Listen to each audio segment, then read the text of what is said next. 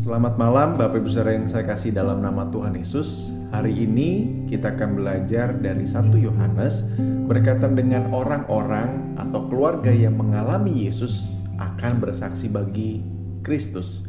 Nah Bapak Ibu Saudara, manusia itu sangat unik. Ada orang atau ada keluarga yang belum memiliki keturunan, tapi kalau urusan anak, kadang-kadang dan seringkali kita bisa melihat orang keluarga-keluarga ini betapa menyayangi anak-anak, bahkan lebih daripada mereka yang sudah memiliki keturunan. Ada orang yang Bapak Ibu Saudara, dia masih simpatisan gereja, tapi kadang-kadang dan seringkali bisa kita lihat kesetiaan dan pengorbanannya jangan-jangan bisa melebihi anggota gereja. Atau Bapak Ibu Saudara, bahkan juga kita bisa melihat ada orang-orang yang belum percaya kepada Tuhan Yesus, tetapi Bapak Ibu Saudara, mereka lebih bisa melihat, lebih bisa mengenal siapa Yesus ketimbang kita sebagai orang Kristen.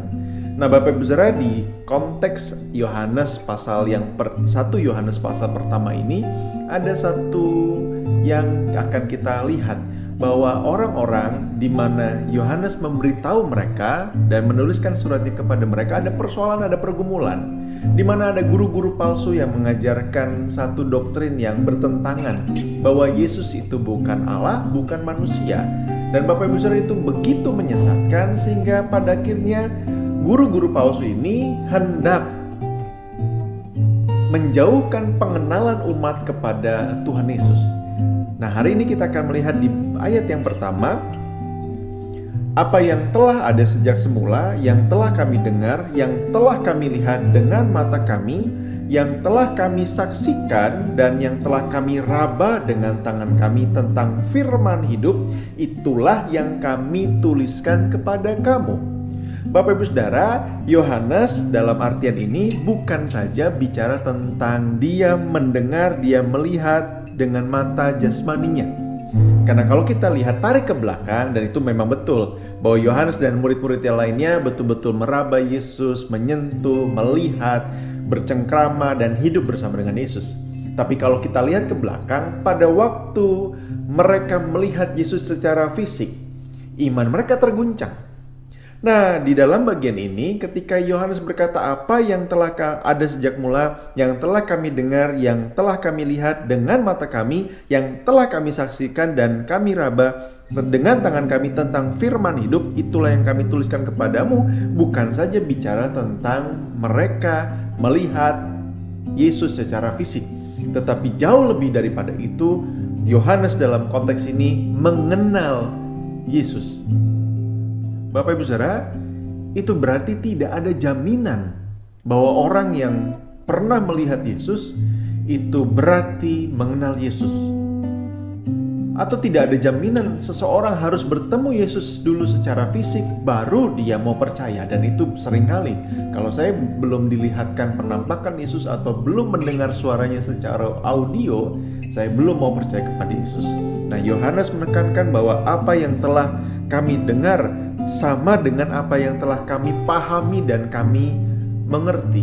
Nah, dalam konteks ini Bapak Ibu Saudara, itu betapa pentingnya, betapa urgennya bahwa saya dan Bapak Ibu Saudara menghidupi Injil, dan tidak boleh hanya sebatas pengetahuan saja. Yohanes dan murid-muridnya pernah mengalami hal itu, bahwa mereka mengetahui tentang Yesus tetapi tidak mengenal. Saya dan Bapak Ibu Saudara bisa saja tahu tentang Injil yang tertulis maupun Injil yang hidup, yaitu Yesus Kristus, tetapi kita tidak mengerti dan tidak mengenal Dia secara mendalam. Jadi Bapak Ibu Saudara, apa yang telah kami dengar itu, yang telah kami lihat, Yohanes berkata itu juga yang telah kami saksikan. Dia berarti Bapak Ibu Saudara, ada sebuah pengenalan akan Kristus yang dia mau saksikan. Bagaimana saya dan Bapak Ibu Saudara bisa menyaksikan tentang Yesus kalau kita tidak pernah mengalami Dia, bahkan di tengah-tengah keluarga saya dan Bapak Ibu Saudara? Itu artinya dan pentingnya betapa kita perlu mengenal Yesus secara pribadi dalam kuasa kebaikan dan anugerah serta kehendak dan perintahnya untuk kita lakukan dalam kehidupan kita. Bukan hanya bicara tentang berkat-berkat Tuhan, Kalau kita bicara tentang berkat Tuhan, kita bisa bicara tentang mengenal. Aku mengenal Allah yang baik, aku mengenal Allah yang setia. Tapi pada waktu peristiwa-peristiwa buruk terjadi dalam hidup kita, apakah kita semakin mengenal Dia? Dan pada akhirnya kita bergumul, apapun yang Bapak Ibu sedang pergumulkan, sakit penyakit, persoalan hidup, finansial, bahkan mungkin dalam rumah tangga ada keretakan-keretakan. Dan pada waktu kita semakin mengenal dan Tuhan memberikan pemulihan, bukankah kita mengalami Yesus dan pada akhirnya kita mau menyaksikan Dia kepada banyak orang? Jadi luar biasanya Yohanes memberitahu kita bukan hanya penglihatan secara fisik, tetapi mengenal, melihat Yesus dengan segala kebaikannya untuk Dia saksikan kepada banyak orang. Nah, kalau kita lihat di ayat yang kedua, hidup itu telah dinyatakan dan kami telah melihatnya, dan sekarang kami bersaksi dan memberitakan kepada kamu tentang hidup kekal yang ada bersama-sama dengan Bapa dan yang telah dinyatakan kepada kami. Dalam bahasa aslinya disebutkan tentang marturio, artinya memberi kesaksian yang menguntungkan. Jadi kesaksian-kesaksian yang diberikan adalah menguntungkan, ada banyak orang, yaitu pembebasan mereka dan akhirnya mereka hidup kekal bersama-sama dengan yang dinyatakan di dalam Bapa kepada mereka. Nah, Bapak Ibu Saudara, dalam sebuah pengadilan, saksi itu berfungsi, saksi itu bisa menguntungkan, bisa merugikan. Saksi menguntungkan ketika dia membela kebenaran dan pada akhirnya menjadi musuh terdakwa yang mungkin melakukan kesalahan. Saksi kebenaran akan memberatkan si penjahat, tetapi menguntungkan kebenaran itu sendiri. Saksi kebenaran sedang bertolak belakang dengan si penjahat, tetapi berbanding lurus dengan si korban. Misalnya si penjahat ini memang melakukan kejahatan. Saksi kebenaran akan menguntungkan si korban dan memberatkan si penjahat. Dan itu sesuatu yang logis.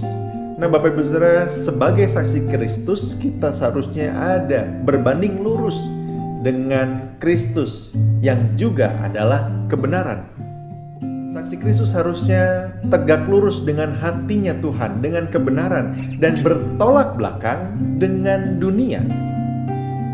Dan disitulah Bapak Ibu Saudara, saya dan Bapak Ibu Saudara betul-betul menjadi saksi kebenaran di dalam Kristus. Saksi yang menguntungkan bagi kemuliaan nama Tuhan.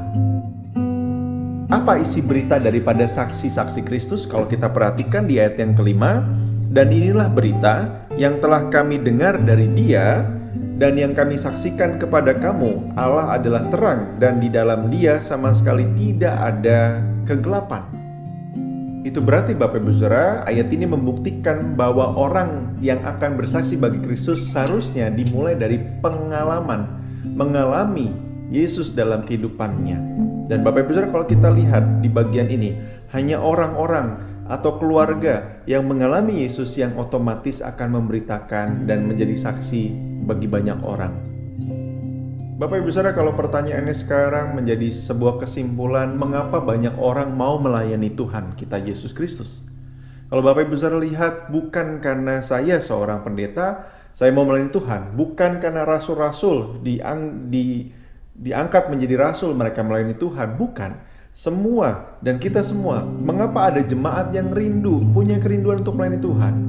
Itu bukan karena kita adalah jemaat, anggota gereja yang harus melakukan pelayanan, tapi seharusnya semua pelayanan yang kita lakukan karena berdasarkan pengenalan saya dan Bapak Ibu Saudara akan Tuhan, akan Yesus dalam kehidupan kita semua. Dan Bapak Ibu Saudara, kalau kita lihat di bagian ayat 6 dan 7, jika kita katakan bahwa kita beroleh persekutuan dengan Dia, namun kita hidup dalam kegelapan, kita berdusta dan kita tidak melakukan kebenaran. Tetapi jika kita hidup dalam terang sama seperti Dia di dalam terang, maka kita beroleh persekutuan seorang dengan yang lain, dan darah Yesus anaknya itu menyucikan kita daripada segala dosa. Ini bukankah sebuah kerinduan untuk saya dan Bapak Ibu Saudara bersekutu dengan orang lain, bersekutu dengan Allah, dimulai bersekutu dengan Allah yang pada akhirnya kita menjadi saksi-saksi kebenaran kepada banyak orang.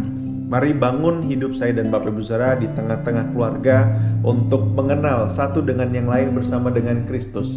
pribadi lepas pribadi, belajar untuk mengenal Kristus dan kebenarannya, sampai pada akhirnya kita semua merangkul anggota keluarga masing-masing, bahkan keluarga besar kita, anggota gereja yang lain, anggota jemaat yang lain, supaya kita bersama-sama bertumbuh akan pengenalan akan Kristus dan kita menjadi saksi yang efektif bagi Dia.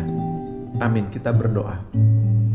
Bapa Surgawi, malam hari ini kami mengucap syukur kepadamu karena Engkau memberkati kami dengan sebuah kerinduan untuk mengenal Engkau, supaya pada akhirnya Tuhan kami menjadi pribadi, keluarga yang senantiasa mengerti jalan Tuhan, mengerti kehendak-Mu dalam hidup kami, dan pada akhirnya kami menjadi saksi yang efektif karena kami mengalami Engkau dalam hidup kami. Bukan hanya pengetahuan, bukan hanya teori, bukan hanya secara tertulis yang kami baca, tetapi kami sungguh dalam praktek hidup kami mengalami Engkau. Di dalam nama Tuhan Yesus, berkati setiap jemaat Tuhan dalam setiap segi kehidupan mereka semua, dalam pergumulan-pergumulan yang dihadapi. Biarlah semua yang Tuhan izinkan itu menjadikan kami serupa dengan Yesus dan semakin mengenal Engkau, sehingga pada akhirnya kami bersaksi bagi banyak orang. Di dalam nama Tuhan Yesus kami berdoa. Amin.